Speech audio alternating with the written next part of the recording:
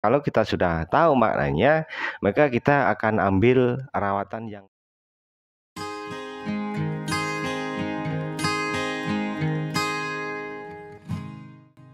Halo sahabatku Sobi, kita berjumpa kembali. Pada kesempatan kali ini kita akan coba membahas pertanyaan yang masuk dari teman kita yang memiliki akun adalah Om User JK1JN. Beliau berkomentar di video dengan judul murai batu sering mangap dan buang lendir. Pertanyaan beliau seperti ini. Om mau nanya, muraiku sering kipas-kipas dan gak mau bongkar isian. Oke ya. Terima kasih dahulu untuk omnya sudah mau mampir ke channel ini dan bersedia untuk berkomentar. Jadi ini pertanyaan itu singkat sekali, tetapi ya kita bisa analisa sekilas ya. Gibas-gibas intinya kan seperti itu. Gibas-gibas berarti dia itu kayak menggerakkan sayapnya gitu ya, gibas-gibas. Dan kemudian efeknya adalah dia nggak mau bongkar isian. Nah, bongkar isian ini juga perlu kita kita cari. Bongkarnya itu cuman di rumah ya. Kalau cuman nggak bongkar di rumah itu nggak apa-apa. Tetapi kalau nggak bongkar ketika ketemu lawan di gantangan, nah inilah yang jadi masalah. Nah, jadi kita patokannya itu tetap semuanya masalah ya. Cari solusinya itu di gantangan, bukan di rumah gitu ya. Oke ya, jadi untuk gibas-gibas itu seperti apa? Biasanya burung ini itu minta mandi ya. Nah, kalau omnya ini sedang mendengar ya, bisalah dicek ya, gimana mandinya, dalam arti berapa kali dalam 1 minggu Om. Dicek mandinya. Oh bener Om, burung ini nggak pernah sama sekali mandi.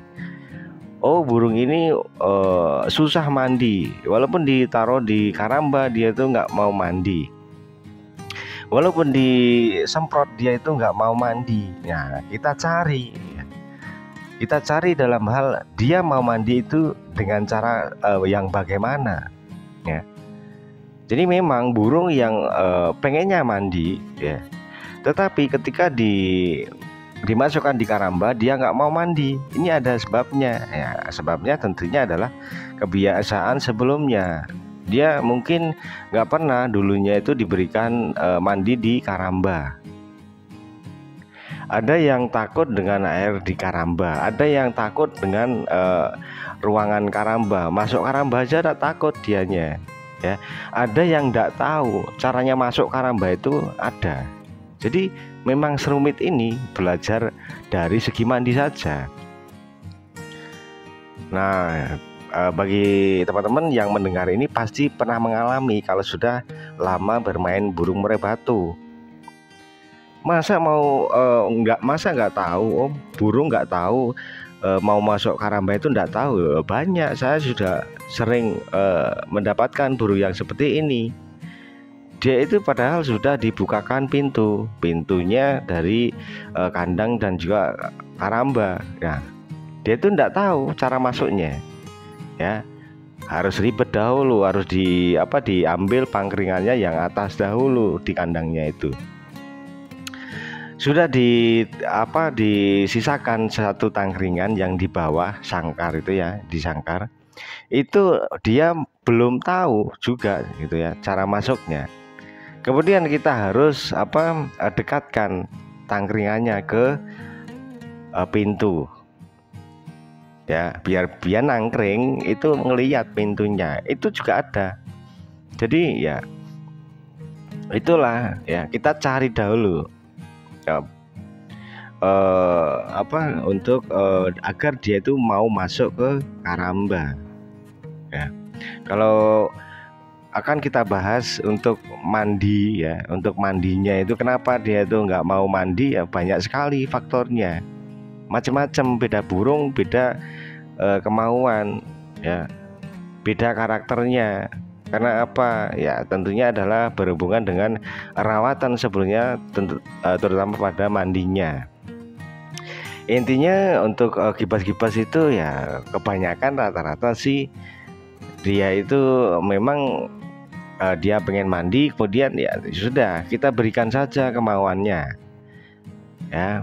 Kita cari dia mandinya itu maunya di mana. Ya untuk mandi yang berkualitas tentunya ya, agar suhu badan itu bisa maksimal ataupun bisa bagus, baik gitu ya, untuk suhu tubuh yang stabil ya, tentunya mandinya dengan air yang banyak, yaitu di karamba gitu ya, bukan kita semprot ya, bukan kita embun, bukan di cepuk kecil, bukan di tempat minum gitu ya. Jadi yang harus kita maksimalkan untuk mandinya saja tentunya adalah di karamba. Kita cari, oh dia nggak mau di karamba om, dia maunya disemprot ya. Oke boleh lah ya, tentunya ya kita bisa semprot. Kemudian kalau dia mau ya kita kasih cepuk yang agak besar itu di sangkar gitu ya. Biasanya untuk burung yang jinak itu kan susah ya untuk keluar kandang ataupun susah untuk masuk ke karamba. Nah itu bisa kita akali dengan cepuk yang agak besar. Itu biasanya wadah bekas es krim itu yang agak besar itu ya, yang tentunya adalah yang bisa masuk melalui pintu sangkar.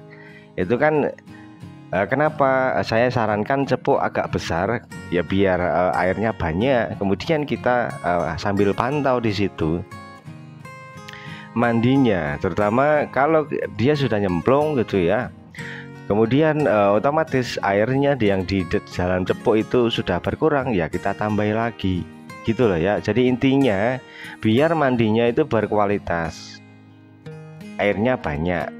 Oh dia nggak mau mandinya itu di cepuk ataupun di dalam sangkar om, kita cari mungkin dia mandinya itu maunya itu di umbaran, itu juga ada. Jadi kita tentunya itu lebih agak ribet ya. Kalau punya umbaran sih nggak apa-apa. Nah kalau nggak punya gitu ya, jadi dicari dahulu om, dia itu mandinya mau mandinya itu dengan media apa. Kita cari, nanti pasti ketemu. Masa burung nggak pernah mandi? Tetapi saya tidak menyarankan mandinya itu di cepuk minum. Yang pertama adalah cepuk minum itu tentunya cuma sempit, airnya sedikit. Nah otomatis di situ mandinya itu kurang berkualitas. Nah seperti itu ya. Jadi intinya omnya cari dahulu dari segi kemauannya. Kemauannya ingin mandi ya sudah, berarti burung ini bisa mengalami adalah suhu badan itu naik ya. Makanya dia itu pengen menurunkan suhu tubuh dengan mandi. Nah kemudian untuk perawatan lainnya apa om selain mandi? Tentunya adalah penurunan suhu tubuh dengan pemberian pengembunan ya. Jadi ketika pagi hari kita bisa keluarkan ya di awal pagi jam 5:30 ataupun jam 5. Jadi tergantung cuaca dan daerah masing-masing gitu ya. Nah ketika udaranya sejuk kita bisa ablak